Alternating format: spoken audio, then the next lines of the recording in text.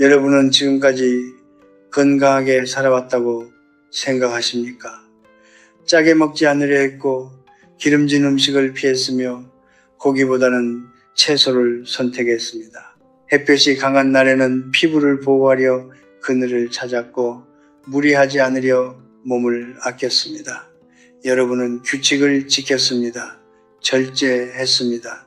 그리고 스스로에게 말했겠지요. 나는 잘 살고 있다고.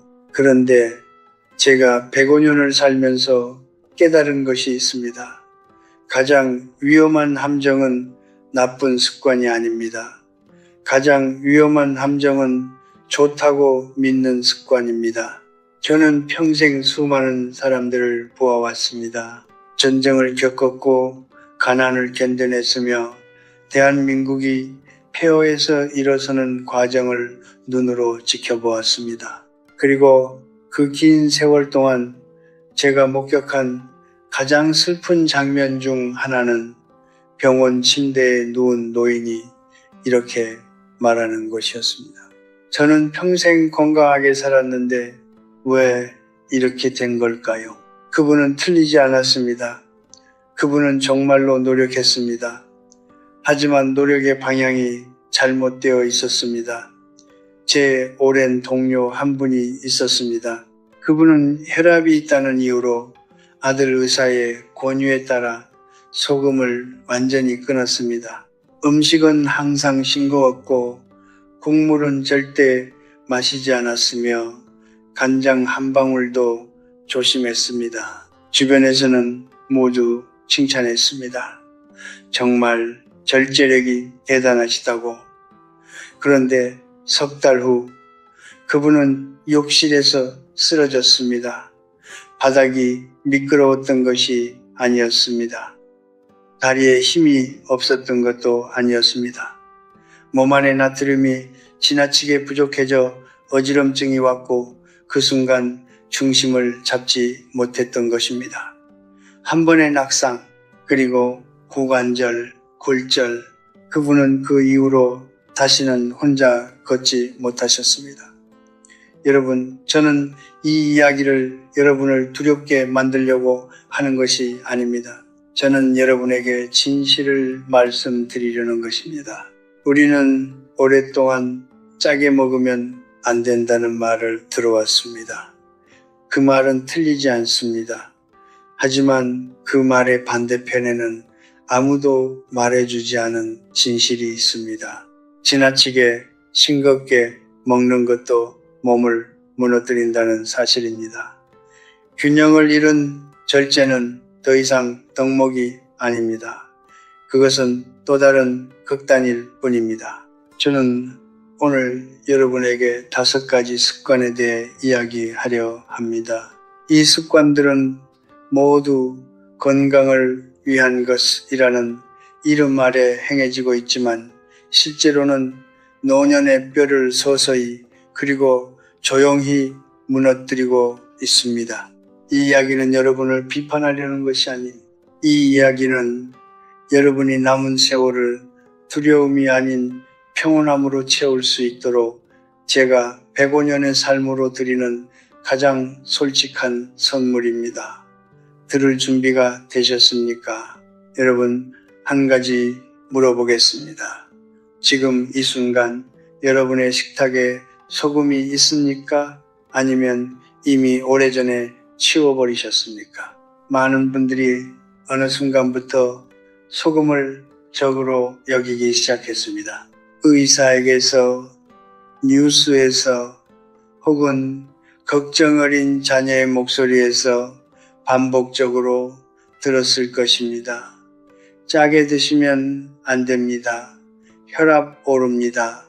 신장에 무리 갑니다. 그 말들은 틀리지 않습니다. 과도한 나트륨 섭취는 분명 해롭습니다. 하지만 문제는 우리가 그 경고를 너무 철저하게 따른 나머지 반대편의 절벽으로 걸어 들어가고 있다는 사실입니다. 저는 105년을 살았습니다. 그 세월 동안 저는 수많은 역설을 목격했습니다. 그중 가장 뼈아픈 역설 중 하나가 바로 이것입니다. 가장 조심스럽게 살았던 사람들이 때로는 가장 먼저 쓰러진다는 것입니다. 나트륨은 우리 몸에서 단순히 음식의 간을 맞추는 역할만 하지 않습니다. 나트륨은 신경과 근육이 제대로 작동하도록 돕는 전해질입니다. 혈압을 조절하고 수분 균형을 유지하며 무엇보다 뇌와 몸이 신호를 주고받을 수 있도록 돕습니다. 나트륨이 지나치게 부족해지면 의학적으로는 저나트륨 혈증이라고 부릅니다. 몸은 조용히 무너지기 시작합니다. 처음에는 가벼운 피로감입니다. 그 다음은 집중력 저하입니다. 그리고 어느 날 갑자기 이유도 모른 채 어지럼증이 찾아옵니다. 노년에 어지럼증이 찾아온다는 것이 무엇을 의미하는지 여러분은 이미 알고 계실 것입니다. 그것은 곧 낙상의 위험입니다. 그리고 낙상은 특히 골밀도가 낮아진 노년에는 단순한 사고가 아닙니다. 그것은 삶의 방향을 완전히 바꾸어 버리는 사건이 될 수 있습니다. 통계를 보면 더욱 분명해집니다. 65세 이상 노인의 낙상 관련 골절 중 고관절 골절은 1년 내 사망률이 20%에 달한다고 합니다. 그리고 그 낙상의 상당수는 근력 저하와 균형 감각 상실에서 비롯됩니다. 균형 감각은 단순히 귀의 문제가 아닙니다. 그것은 신경계의 문제이고 전해질의 문제이며 결국 우리가 매일 식탁에서 내리는 선택의 문제입니다. 제가 한 가지 비유를 들겠습니다. 나트륨은 마치 집의 전기 배선과 같습니다. 눈에 보이지 않습니다. 평소에는 그 존재조차 인식하지 못합니다. 하지만 배선이 끊어지면 불이 꺼지고 기계가 멈추고 집 전체가 암흑에 빠집니다. 나트륨이 부족한 몸도 마찬가지입니다. 겉으로는 멀쩡해 보입니다. 하지만 내부에서는 이미 신호가 끊어지고 있습니다. 그렇다면 어떻게 해야 할까요? 저는 여러분에게 짜게 드시라고 말씀드리는 것이 아닙니다. 저는 여러분에게 두려움 없이 드시라고 말씀드리는 것입니다. 하루국 한 그릇의 간을 완전히 없애지 않아도 됩니다. 김치 한 조각을 죄책감 없이 드셔도 됩니다. 중요한 것은 극단이 아니라 조화입니다. 의사와 상담하면서 자신의 몸이 보내는 신호에 귀를 기울이면서 지나친 제한이 또 다른 위험을 만들고 있지는 않은지 스스로에게 물어보십시오. 저는 오늘도 아침 식사에 된장국 한 그릇을 마십니다. 105년째입니다. 균형이 곧 지혜입니다. 극단은 아무리 선한 의도에서 비롯된 것이라도 결국 몸을 배신합니다. 여러분, 지금 여러분의 하루 식사를 떠올려 보십시오. 아침에는 죽 한 그릇 혹은 과일 몇 조각, 점심에는 나물 반찬에 밥 한 공기, 저녁에는 국물 요리와 채소 위주의 반찬들 어떻습니까? 건강해 보입니까? 절제되어 보입니까? 많은 분들이 이런 식단을 보며 스스로 대견하다고 느끼실 것입니다.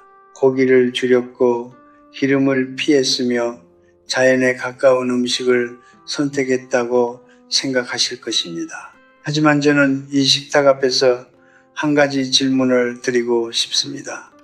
이 식탁에 단백질이 있습니까? 저는 지금 거창한 영양학 강의를 하려는 것이 아닙니다. 저는 105년을 살아온 사람으로서 제가 직접 목격한 진실을 말씀드리려는 것입니다.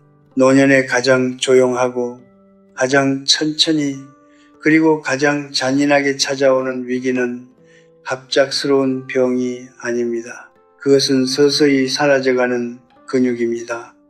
의학적으로는 근감소증이라고 부릅니다. 60세가 넘으면 인간의 몸은 매년 1%에서 2%씩 근육을 잃기 시작합니다. 아무것도 하지 않으면, 아무것도 먹지 않으면, 정확히는 단백질을 충분히 섭취하지 않으면 그 속도는 더욱 빨라집니다. 70대가 되면 젊었을 때의 근육량 중 상당 부분이 이미 사라져 있습니다. 그리고 근육이 사라진 자리에는 무엇이 남습니까? 뼈만 남습니다. 그 뼈를 지탱해 주던 근육의 울타리가 없어진 상태에서 뼈는 이제 홀로 모든 무게를 감당해야 합니다. 이것이 바로 노년의 골절이 단순한 사고가 아닌 이유입니다. 그것은 수년에 걸친 식탁의 결과입니다. 저는 오래전 한 제자를 떠올립니다. 그는 60대 중반에 은퇴한 후 건강을 위해 채식 위주의 식단으로 완전히 바꾸었습니다. 매일 아침 과일과 채소 주스를 마셨고 고기와 생선은 거의 입에 대지 않았습니다. 주변에서는 모두 부러워했습니다. 피부도 맑아지고 체중도 줄었으니까요. 하지만 3년이 지났을 때 그는 가벼운 산책 중에 발목을 삐끗했고 그것이 골절로 이어졌습니다. 의사는 말했습니다. 뼈 자체보다도 뼈를 감싸고 있어야 할 근육이 너무 약해져 있었다고 그제야 그는 깨달았습니다. 자신이 몸을 가꾼 것이 아니라 몸을 서서히 비워왔다는 사실을. 여러분, 단백질은 젊은 사람들의 전유물이 아닙니다. 오히려 나이가 들수록 더 많은 단백질이 필요합니다. 젊었을 때는 조금 부족해도 몸이 스스로 보완했습니다. 하지만 노년의 몸은 그런 여유가 없습니다. 매끼 손바닥 크기만큼의 단백질, 고기든 생선이든 달걀이든 두부든 콩이든 이것이 선택이 아니라 필수입니다. 그것이 화려한 보약보다 비싼 영양제보다 더 확실하게 여러분의 뼈와 근육을 지켜줍니다. 저는 30대에 가난했습니다. 전쟁 이후 먹을 것이 부족했던 시절도 있었습니다. 그때는 먹고 싶어도 먹을 수가 없었습니다. 하지만 지금 먹을 수 있음에도 스스로 식탁을 비워두는 것, 그것은 스스로에게 가하는 가장 조용한 폭력입니다. 밥상을 채우십시오. 그것이 뼈를 채우는 일입니다. 그것이 남은 세월을 채우는 일입니다. 근육은 의지로 만들어지지 않습니다. 근육은 매일의 식탁에서 만들어집니다. 그리고 그 식탁을 차리는 것은 다른 누구도 아닌 바로 여러분 자신입니다. 여러분, 마지막으로 햇빛 아래서 보신 것이 언제입니까? 단순한 질문처럼 들리겠지만 저는 이 질문이 여러분의 건강에 대해 많은 것을 말해준다고 생각합니다. 요즘 많은 분들이 외출을 줄이셨을 것입니다. 무릎이 아프다고, 날씨가 덥다고, 혹은 그냥 집이 편하다고, 그리고 어떤 분들은 피부 노화가 걱정되어 일부러 햇빛을 피하기도 하십니다. 자외선 차단제를 꼼꼼히 바르고 양산을 쓰고 커튼을 내려 햇빛이 방 안으로 들어오지 못하도록 막습니다. 이 모든 것이 건강을 위한 선택처럼 보입니다. 하지만 저는 105년을 살아오면서 깨달았습니다. 햇빛을 막는다는 것은 어떤 의미에서는 뼈로 가는 문을 닫아버리는 것과 같습니다. 비타민 D는 우리 몸이 칼슘을 흡수하는데 반드시 필요한 물질입니다. 아무리 칼슘이 풍부한 음식을 드셔도, 아무리 비싼 칼슘 보충제를 드셔도 비타민 D가 없으면 그 칼슘은 뼈에 흡수되지 않고 그냥 몸 밖으로 빠져나갑니다. 마치 아무리 좋은 씨앗을 가져다 놓아도 햇빛이 없으면 싹이 트지 않는 것과 같습니다. 그리고 비타민 D를 우리 몸이 만들어내는 가장 자연스럽고 효율적인 방법은 바로 햇빛입니다. 음식으로는 충분한 양을 얻기 어렵습니다. 보충제로는 흡수율이 제한적입니다. 하지만 피부가 햇빛을 받으면 단 20분만으로도 몸은 스스로 비타민 D를 합성해냅니다. 저는 여기서 한 가지 비유를 들고 싶습니다. 비타민 D는 집을 짓는 목수와 같습니다. 칼슘은 벽돌입니다. 아무리 벽돌이 많아도 목수가 없으면 집은 지어지지 않습니다. 그리고 그 목수를 부르는 방법이 바로 매일 아침 잠깐의 햇빛입니다. 통계는 이 사실을 더욱 분명하게 보여줍니다. 한국 노인의 상당수가 비타민 D 부족 혹은 결핍 상태에 있다고 보고되고 있습니다. 특히 실내 생활이 길어지는 겨울철, 그리고 외출을 꺼리게 되는 거동이 불편한 노년에 이 문제는 더욱 심각해집니다. 비타민 D가 부족하면 뼈는 서서히 약해지고 골다공증의 위험이 높아지며 결국 가벼운 충격에도 골절이 발생하기 쉬운 몸이 됩니다. 그뿐만 아닙니다. 비타민 D 부족은 면역력 저하, 우울감 증가, 근력 약화와도 깊이 연관되어 있습니다. 즉, 햇빛을 피하는 습관 하나가 몸과 마음 모두에 그림자를 들이오는 것입니다. 저는 60년이 넘도록 매일 아침 산책을 해왔습니다. 비가 오는 날을 제외하고는 거의 하루도 빠진 적이 없습니다. 누군가는 물었습니다. 교수님, 그렇게 매일 걸으시는 이유가 무엇입니까? 저는 이렇게 대답했습니다. 걷는 것이 좋아서가 아닙니다. 아침 햇빛 속에 서 있는 그 20분이 그날 하루를 제대로 살 수 있게 해주는 가장 기본적인 준비이기 때문입니다. 여러분, 저는 여러분에게 무리한 운동을 권하는 것이 아닙니다. 비싼 헬스장에 등록하라는 것도 아닙니다. 단지 이것입니다. 내일 아침 커튼을 열어보십시오. 현관문을 열고 10분만 밖에 서보십시오. 가능하다면 천천히 동네 한 바퀴를 걸어보십시오. 그 작은 행동이 여러분의 뼛속에서 조용히 기적을 만들어내고 있습니다. 햇빛은 공짜입니다. 매일 아침 그 자리에 있습니다. 여러분을 기다리고 있습니다. 문제는 우리가 그것을 두려워하거나 귀찮아하거나 혹은 잊고 살아간다는 것입니다. 두려움 없이 햇빛 속으로 걸어 나가십시오. 그것이 뼈를 살리는 일입니다. 그것이 오늘을 살아내는 일입니다. 나이가 든다는 것은 빛을 피하는 것이 아닙니다. 나이가 든다는 것은 남은 빛을 더 소중히 여기는 것입니다. 여러분, 솔직하게 물어보겠습니다. 오늘 하루 몇 시간을 앉아 계셨습니까? 아침에 일어나 식탁에 앉아 식사를 하셨을 것입니다. 그 다음 소파에 앉아 뉴스를 보셨을 것입니다. 점심을 드신 후에는 다시 의자에 앉아 쉬셨을 것입니다. 저녁에는 텔레비전 앞에 앉아 하루를 마무리하셨을 것입니다. 그리고 스스로에게 말씀하셨겠지요. 오늘 잘 쉬었다. 몸을 아꼈다. 무리하지 않았다고.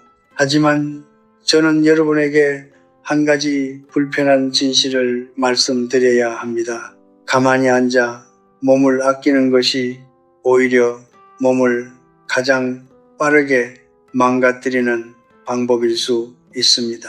저는 의사가 아닙니다. 하지만 저는 105년을 살았습니다. 그리고 그 긴 세월 동안 제가 목격한 가장 안타까운 패턴이 있습니다. 은퇴 후 몸을 쉬게 해주겠다며 활동을 멈춘 사람들이 불과 몇 년 만에 급격히 쇠약해지는 모습입니다. 반대로 나이가 들어서도 꾸준히 몸을 움직인 사람들은 느리지만 단단하게 오래 버텨냈습니다. 이것은 우연이 아닙니다. 뼈는 살아있는 조직입니다. 많은 분들이 뼈를 돌처럼 단단하고 변하지 않는 것으로 생각하십니다. 하지만 뼈는 끊임없이 분해되고 다시 만들어지는 과정을 반복합니다. 그리고 이 재생의 과정을 촉진하는 가장 강력한 자극이 바로 체중 부하 운동입니다. 걷는 것, 계단을 오르는 것, 가벼운 근력 운동을 하는 것, 이 모든 행동이 뼈에 적절한 압력을 가하고 그 압력이 신호가 되어 몸에게 말합니다. 아직 여기 힘이 필요하다. 더 단단해져라고. 반대로 아무 자극도 주지 않으면 몸은 이렇게 판단합니다. 이 뼈는 더 이상 필요 없다. 줄여도 된다고. 그렇게 골밀도는 조용히 아무도 모르게 낮아져 갑니다. 우주 비행사들이 무중력 상태에서 단 몇 주만 지내도 심각한 골밀도 손실을 경험한다는 사실을 아십니까? 그들은 젊고 건강한 사람들입니다. 하지만 몸에 중력이 가해지지 않고 뼈에 아무런 자극이 없으면 젊은 몸도 불과 몇 주 만에 뼈가 약해지기 시작합니다. 하물며 노년의 몸이 하루 종일 앉아만 있다면 어떻게 되겠습니까? 저는 80대에도 계단을 걸어 올라갔습니다. 누군가 엘리베이터를 타라고 할 때마다 저는 이렇게 말했습니다. 내 다리가 아직 움직인다면 내 다리를 써야 합니다. 그것은 고집이 아니었습니다. 그것은 생존의 원칙이었습니다. 쓰지 않으면 잃는다. 이것은 근육에도 뼈에도 그리고 정신에도 똑같이 적용되는 자연의 법칙입니다. 여러분, 저는 여러분에게 마라톤을 뛰라고 말씀드리는 것이 아닙니다. 헬스장에서 무거운 역기를 들라는 것도 아닙니다. 아주 작은 것에서 시작하십시오. 앉아있다가 한번 일어서십시오. 화장실을 갈 때 조금 돌아서 가십시오. 전화를 받을 때 일어서서 받으십시오. 집 안에서 천천히 한 바퀴를 도십시오. 이 작은 움직임들이 여러분의 뼈에게 말을 건네는 것입니다. 아직 살아있다. 아직 필요하다. 아직 버텨야 한다고. 저는 오늘도 아침에 일어나 30분을 걸었습니다. 빠르지 않습니다. 화려하지 않습니다. 하지만 그 걸음걸음이 제 뼈에게, 제 근육에게, 그리고 제 정신에게 보내는 가장 분명한 신호입니다. 나는 아직 여기 있다고. 나는 아직 포기하지 않았다고. 움직임은 치료입니다. 걷는 것은 약입니다. 그리고 그 약은 처방전 없이도 돈 한 푼 들이지 않고도 여러분이 원할 때 언제든지 시작할 수 있습니다. 멈추지 마십시오. 느려도 괜찮습니다. 작아도 괜찮습니다. 다만 멈추지는 마십시오. 가만히 앉아 세월을 기다리는 것은 노년이 아닙니다. 천천히 그러나 끊임없이 앞으로 나아가는 것, 그것이 진정한 노년의 품격입니다. 여러분, 지금 집 안 어딘가에 칼슘 보충제가 있습니까? 약국 봉투 안에 혹은 주방 선반 위에 아니면 침대 옆 탁자 위에 작은 병 하나가 놓여 있지는 않습니까? 자녀가 사다 준 것일 수도 있습니다. 의사가 권유한 것일 수도 있습니다. 혹은 텔레비전 광고를 보고 스스로 구입하신 것일 수도 있습니다. 그리고 매일 아침 혹은 매일 저녁 그 알약 하나를 삼키면서 스스로에게 말씀하셨겠지요. 오늘도 뼈 건강을 챙겼다고. 저는 그 마음을 충분히 이해합니다. 그리고 그 노력을 결코 비판하려는 것이 아닙니다. 하지만 저는 105년을 살아오면서 한 가지 변하지 않는 진실을 배웠습니다. 몸은 편법을 알아챕니다. 그리고 편법에는 반드시 대가가 따릅니다. 칼슘 보충제는 분명 도움이 됩니다. 식사만으로 충분한 칼슘을 섭취하기 어려운 경우 보충제는 훌륭한 보조 수단이 될 수 있습니다. 하지만 문제는 많은 분들이 보충제를 식사의 보조로 쓰는 것이 아니라 식사 자체를 대신하는 것으로 사용한다는 점입니다. 밥상에서 멸치를 치우는 대신 칼슘 알약을 먹습니다.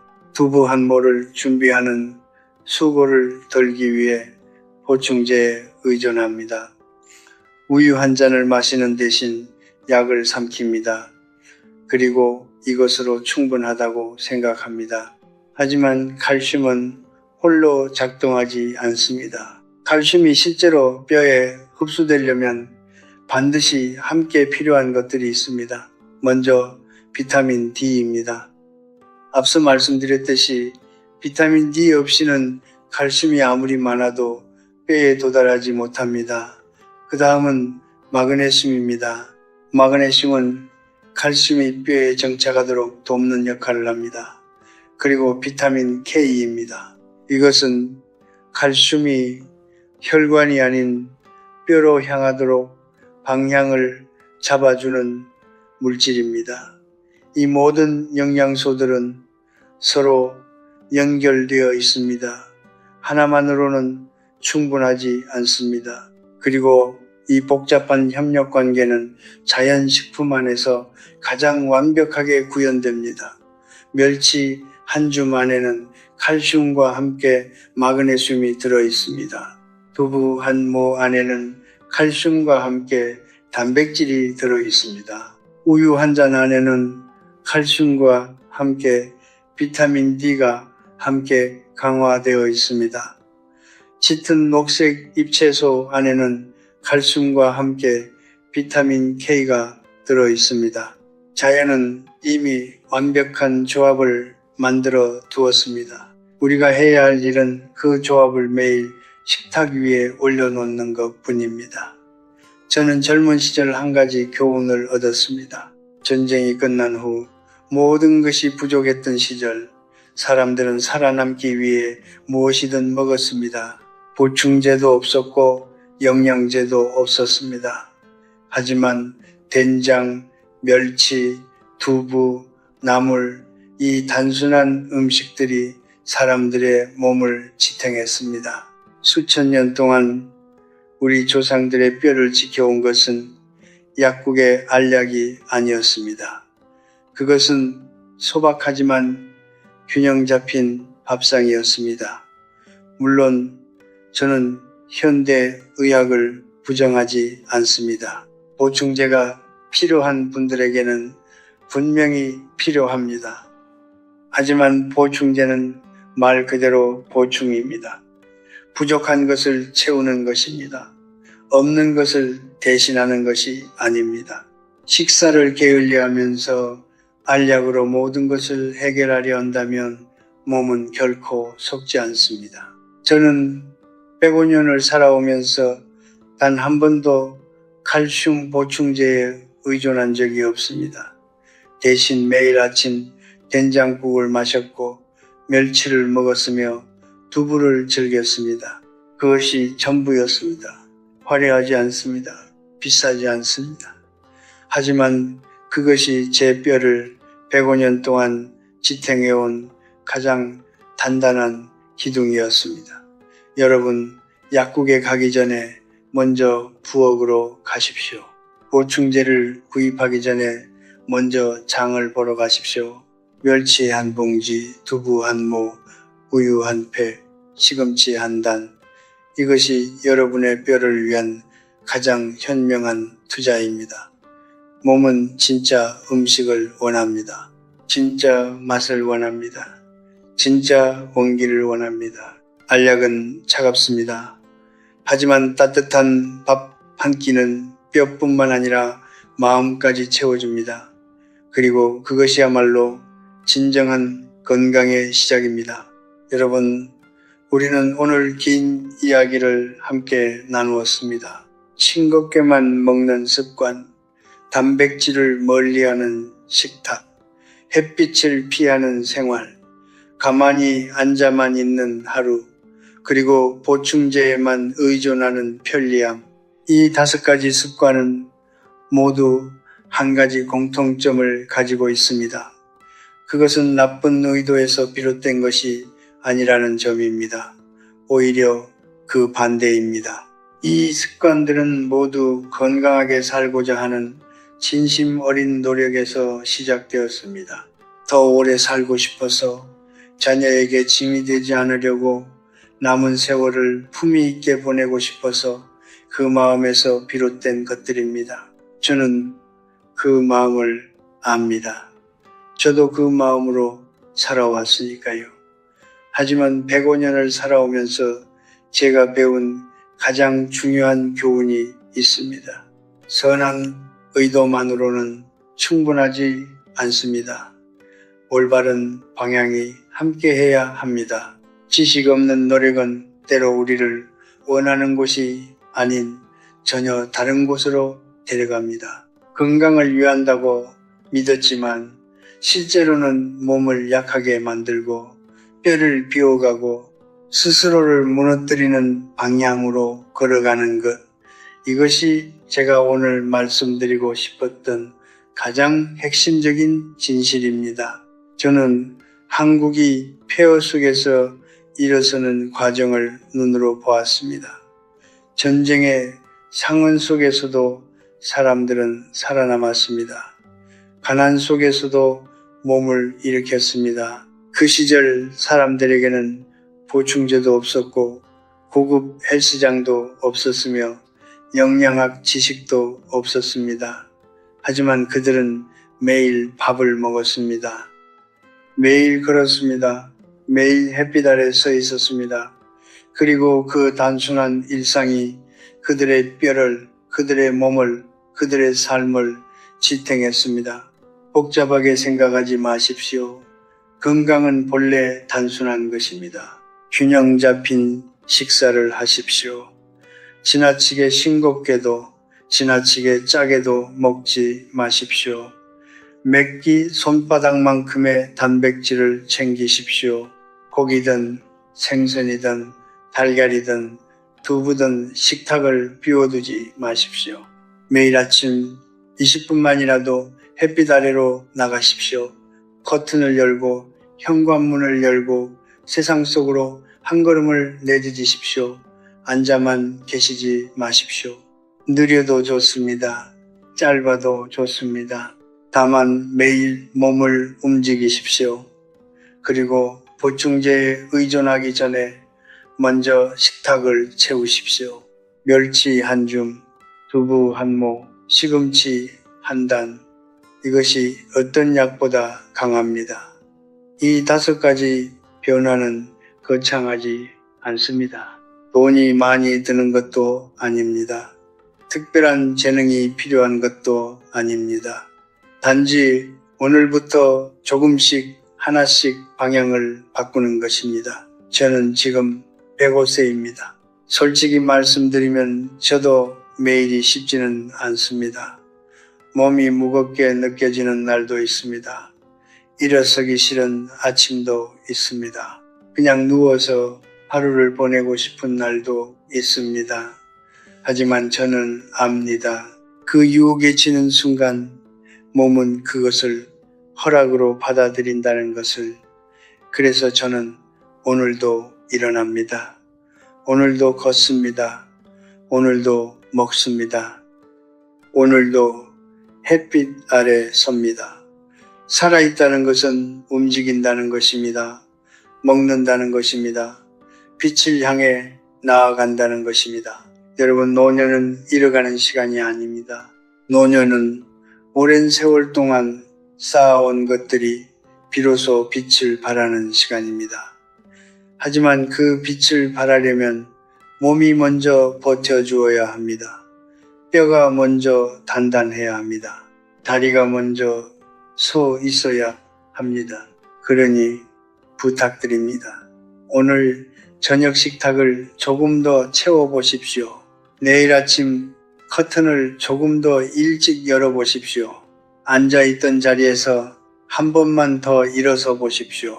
그 작은 선택들이 쌓이고 쌓여 여러분의 남은 세월을 두려움이 아닌 평온함으로 채워줄 것입니다. 저는 105년의 삶으로 이것을 약속드릴 수 있습니다. 뼈가 단단한 사람은 마음도 단단합니다. 그리고 마음이 단단한 사람은 어떤 세월도 품위 있게 견뎌냅니다. 삶은 요란한 축제가 아닙니다. 삶은 매일 아침 조용히 일어나 한 걸음씩 앞으로 나아가는 고요한 지속입니다. 여러분의 남은 걸음이 언제나 단단하고 언제나 따뜻하기를 바랍니다.